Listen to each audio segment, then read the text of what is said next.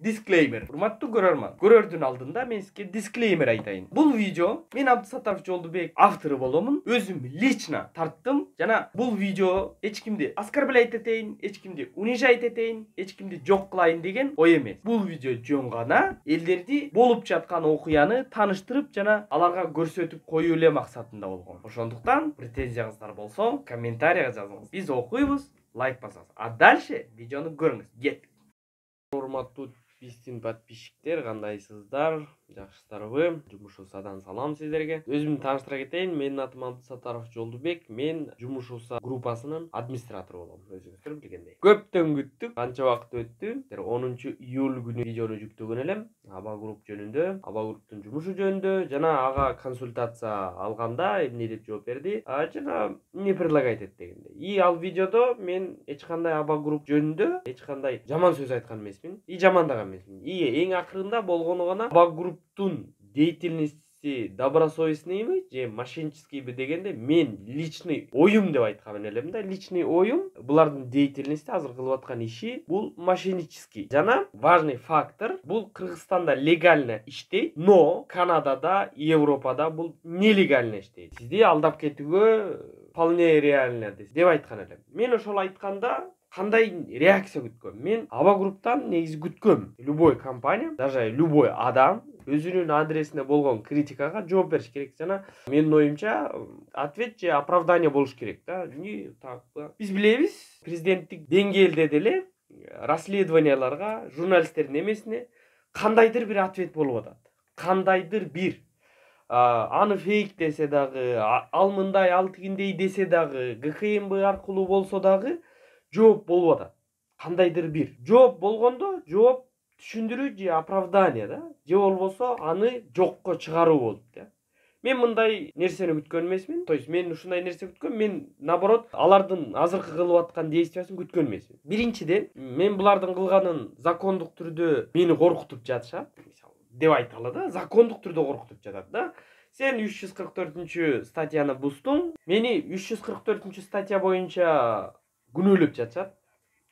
Заведомо ложные сообщения о нарушении преступления деп. Бир сөз менен айтканда, биз эч кимди алдаган жокпуз, эч кимди кидайт эткен жокпуз. Сен жөн гана ложный сообщения кылып атасың деп.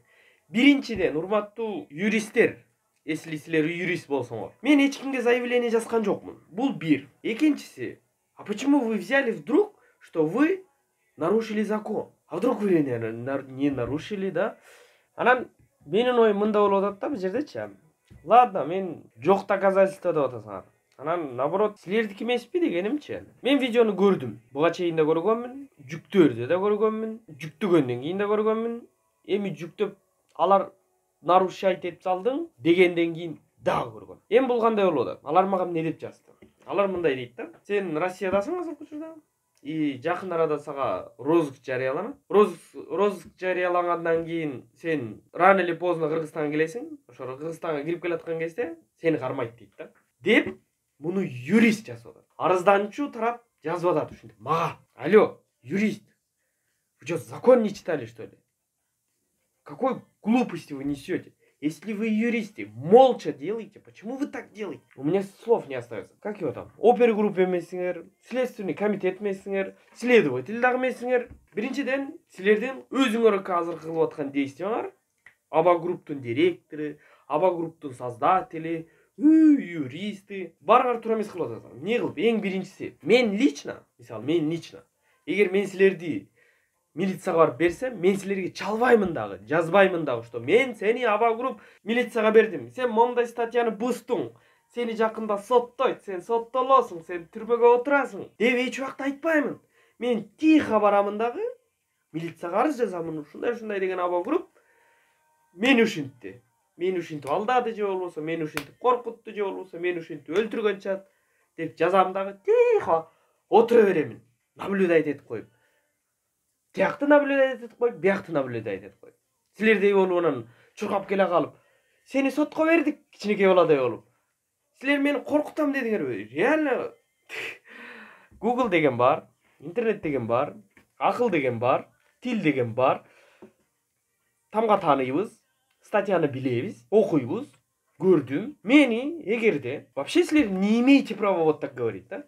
Еще жанагы эме бар, ушул жерден өткөндө окудум эле. Статья бар. Бирөөгө күнөө коюу сот болбой туруп, бирөөгө күнөө коюу деген статья бар экен. Мен аны таптым. Статья 340. Не алыс деле эмес. 4 статья идирек. Незаконные обвинения в совершении преступления. Первый. Заведомо незаконные обвинения в совершении преступления, совершенные уполномоченным должностным лицом органа до знания следователем или прокурором. Наказывается штрафом 6 категории или лишением свободы 2 категории. То же деяние, соединение с обвинением в совершении тяжкого или особого тяжкого преступления наказывается лишением 3 категории. Бул эмнени айтат? Мына. Силер акыл эсиңиздер ордуңуздардабы? Баягы эмелик деңгээлде, юристтик деңгээлде сүйлөшөлү. Урматтуу Аба групптун юристтери, потому что сиздер мага өзүңүздөрдү тааныштырган жоксуңар. Менин атым Баланчаев Паланча, Түкүнчөевич, мен Аба групптун юристи болом деп мени менен таанышыңызга керек болду. Сиздер анткен жоксуздар. Здравствуйте, уважаемый Жолдубек. Я юрист компании ОСО Аба Групп дедиңиздер. То, что не деловой. Статья 340. Почитайте. От 2017 года. Незаконное обвинение в совершении преступления. Вы же обвиняете меня, что я совершил преступление, нарушил закон, Уголовный кодекс 344. Вы же обвиняете без вот следователя или прокурора. Они об этом не ознакомлены, но вы говорите и угрожаете меня. Вот вы какой компетентный, великий юрист. Да, смешно. Мен анткени орус кыргызча тилинде выражение ушундай. Ладно. Эми мен буга кандай жооп берет элем? Жооп мында. Ладно. Заявление жазсаңар өзүңөрдүкү. Мен Кыргызстанга барам. Мен качып жүрө бербейм, барам. Эгерде заявление жазганыңар чын болсо, менин адресиме чак письмо келмек, да? Экинчиси письмо болбосо милиция келмек. Айтмак, саламатсызбы? Менин атым Паланчаев Түкүнчөевич. Мен ушундай Абдысаттаров Жолдубекти чакырып келдим эле. Свидетель катары мен Абдысаттаров Жолдубекти чакырып келдим эле. Бизге келип бир жолугуп кетсин. Обязательно Кыргызстанга келгенде деп айтып коюп кетип калат. Бул биринчи. Экинчиси, хотя бы хоть какой-то связь мага келет эле. Но келет эле, кантип келбейт. Келет эле. Но күттүм, келген жок. Канча күн өттү? Интерес. Получается, силер дагы эки закон бузсуңар. Биринчиси 340. Мени обвинять этип атасыңар 344-кө. Экинчиси 344, который өзүңөр кайра бузуп атасыңар. Мен азыр обвинять эткен жокмун 340-качы, мен просто ушуну бузуп алдыңар го деп айтып атам. Анан кайра дагы 344-кө дагы заявление жазып калат. Мен эми бир сөз менен айтканда эмнени күттүм эле. Мен мындайды күткөм. Аба групптун директору, жанагы бала, жаш бала, жанагы администратору видео тартат го деп күткөм. Мен болсом, анын ордунда не кылмакмын? Мени ошентип разоблачать этип, Жолдубек Абдысаттаров, сен мошенниксиң. Сен мондайсың, сен тигиндейсиң деп бирөө жазса, мен алат элем. Ал видеону 5 жолу көрүп чыгат элем. Же 10 жолу көрүп чыгат болчумун. Көрүп чыгып туруп, ар бир суроо берген суроосун жазып, ар бирин жазып чыгат элем. Биринчи бул суроону берди, экинчи бул суроону берди, үчүнчү бул суроону берди. Андан кийин отуруп алып видео тартат элем. Ар бир суроого мына Баланчаев Түкүнчө, менин атым Абдысаттаров Жолдубек, сиз мени разоблачать эттиңиз. Эми сиздин вопросторуңузга суроо жооп берейин. Мондай деп суроо берип атпайсызбы? Ал деген мондай болот. Сиз Канада жөнүндө билбейт экенсиз өзүңүз. Ал мондай болот. ВНЖ жөнүндө сиз мондайды билбейт экенсиз. Ал мондай болот. Деп ар бир суроосуна по полочкам жооп берет болчумун. Жанагы админдин ордунда болсом. Жооп берет болчумун дагы. Анан эң акырында айтат болчумун. Урматтуу Абдысаттаров Жолдубек, бетиңиз жок экен, Siz özünüz mошенник экенсиз. Siz бизди алдадыңыз. Siz ушинтип элди заблуждениеге киргизип атасыз. Дейт болчумун дагы видеомду жаап коет болчумун. Болду. Эч кандай ал адамды угрожать этпейт болчумун. Эч кандай ал адамга заявление да жазбайт болчумун. Мен ушинтип видео аркылуу эле мени разоблачать эткен адамды кайра разоблачать этип, аны уят кылат болчумун.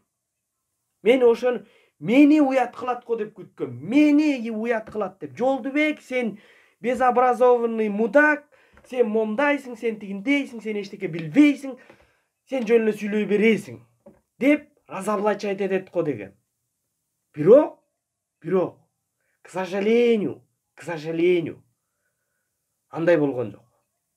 Наоборот, мени коркутуп, баягы эме го, караван жүрө берет, ит үрө берет. Ит үрүп атса, иттин жанына отуруп алып үрүп атат да эмичи. Эми мен, конечно, метафора да, эми сени өзүңдү итке теңейип турбайсыңбы деп комментарий жазып кылайын шуулдата. Мен метафора айтып атам. То есть цитата, метафора, кантип айтасыңар, ошентип айткыла. Мен основной бир сөз менен айтканда мисал келтирип атам да. Мен мисалы чыктым, ал кетип барат, жакшы, честный, добросовестный адам иштеп атса, мен капталдан чыгып алып, анын жумушун өлтүрүп атам. Ошо кезде сен ушинтип атасың деп видео тартып, ответ берип, дальше жумушун уланткандан көрө, ошо мен жаныма отуруп алып, мени менен кайра атаандашып атат да. Сен мына, сени соттойбуз, сени ушинтебиз деп.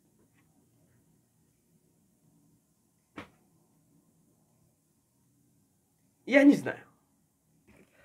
Эми, урматтуу достор, что требовалось доказать?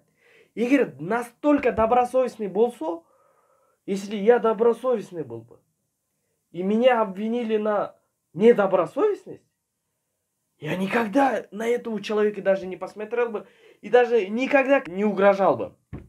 А ответ я давал бы людям, сказал бы, чтобы они не заблудились, чтобы им говорил бы: эй, народ, он задал вот такой вопрос, я отвечал вот такой, вот так. И поэтому өзүңөр судите, где правда, где ложь. Демек эле мен. Получается, азыркы учурда мындай болуп калды да, бир эле сторона болуп калды да, мен жагы эле. То есть мен эле айтып атам, а тиги молчит. И бияктан арт жагыман келип алып, кайра мени коркутуп атат да. Сен эмнеге айтып атасың деп. Көрдүңөрбү? Эгерде ал дагы айтканда, на самом деле кандай болуп атат ал жакта?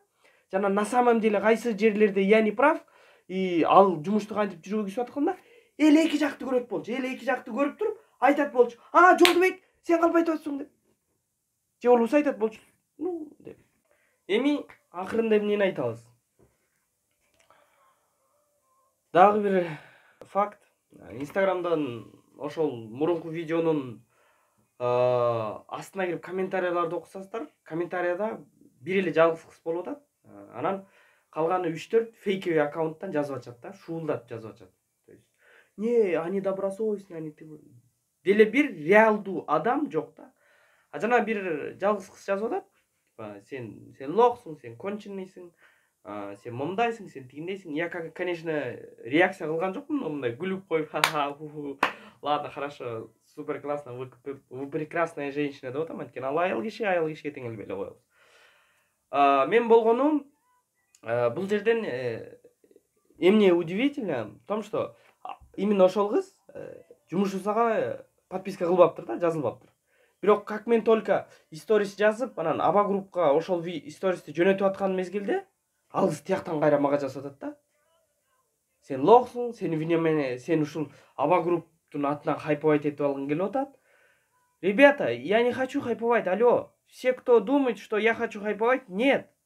Если я хотел бы хайповать, да, я залил бы на свой аккаунт 1000 трафиков, да, деньги давал бы всем, кто вот группам Кыргызстана, всем знаменитым группам, всем Кыргызстана, им давал деньги, рекламировал бы вот этот видеоролик и аккаунт, и привлекал бы трафик, и я так хайпанул бы, что за вас взялись бы эти органы.